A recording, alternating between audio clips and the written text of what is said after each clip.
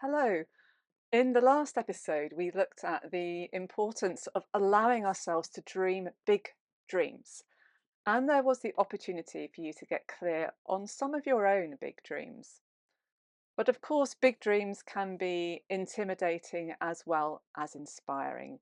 So today I'm going to share one secret with you for working with and achieving those big dreams, something that will make it easier. First of all, though, welcome to this channel. If you're new here, I'm Sarah Kent. I live and work from this off-grid narrowboat home, and I have the great privilege of working with women to help them to create their dreams so that they can leave a positive legacy with their lives. If you'd like to get in touch, you're welcome to do so through my website, and I've popped a link in the video description for you. So today's episode follows on directly from last week's one, in which we looked at dreaming big and exploring three of your own big dreams.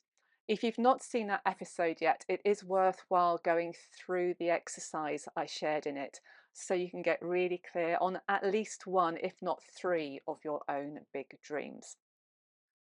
Once you're clear on one of your big dreams, see if you can get even clearer.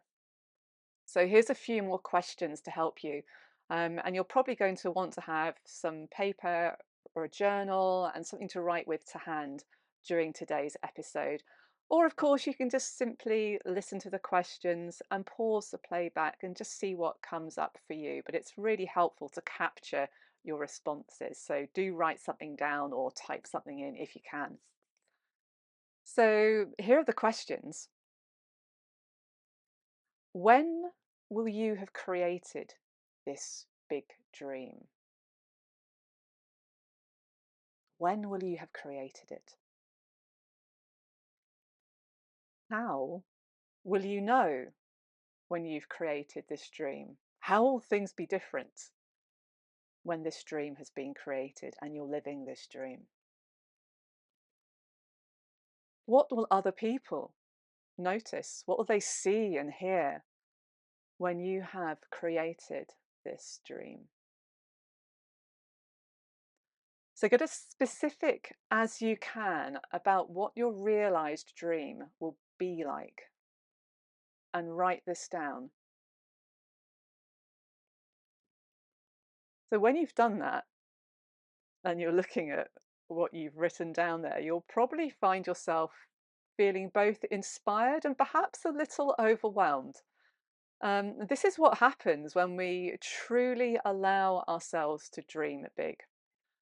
It's certainly what happened to me when I decided to run a 145-mile ultra race, when previously I'd only run a few marathons. So that's 26 miles stepping up to 145. So the secret to reducing any overwhelm and to actually achieving your big dream is to create a list of every single big and small thing that you can think of that will be needed to create your dream. And you can do this right now. So look at your big dream and now have a brainstorm. What are all the big and small things that you can think of that will be needed to create your dream? Actually, doing this with a good friend can help and actually be a lot of fun too. So you might want to do this on a computer or using an app. But once you have your list, I really encourage you to write each item out on its own post-it note or an individual small piece of paper. I often just chop a piece of A4 paper into small pieces and write down all the different facets of one of my dreams, if this is the way I'm going to plan, and I love doing this. So um, it does need to be something small that you can move around.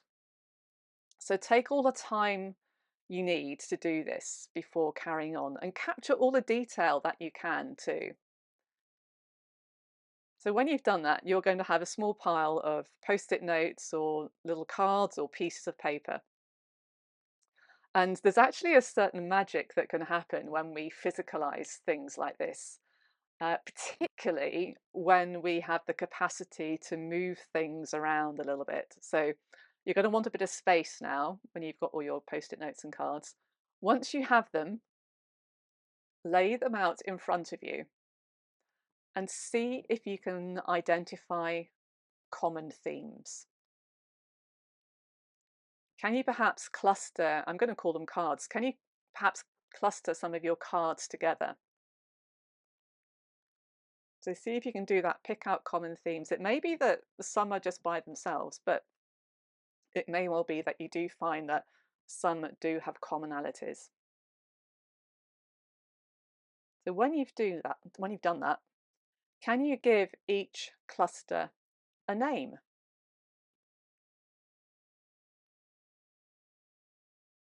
And now that you've named or identified each of these clusters, do any of these clusters have a particular sequence? So does one of these clusters have to happen before another? Do any of the clusters perhaps feel easier than some of the other ones? Where do you still feel challenged?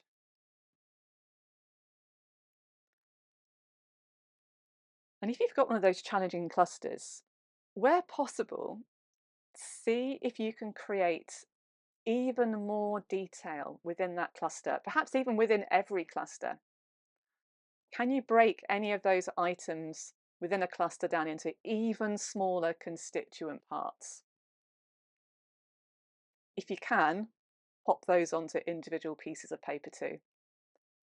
And of course, as you're doing this, you might also want to think about what support or resources are needed for each of these things.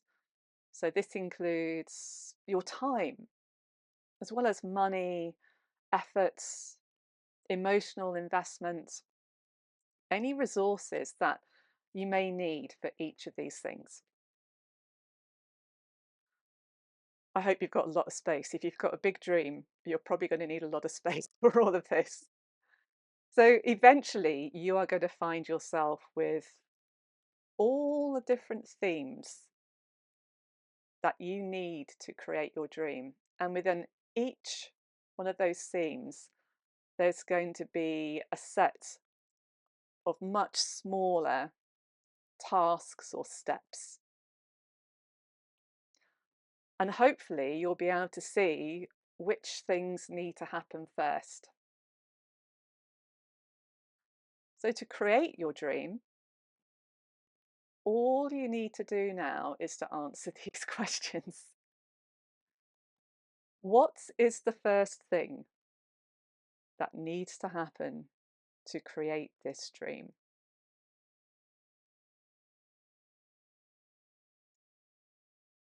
Then, how will I do this thing? And when will I do this thing? And then, of course, ask again. What is the next thing that needs to happen to create this dream? So when I started planning for my 145-mile race, I just broke it down into those different themes.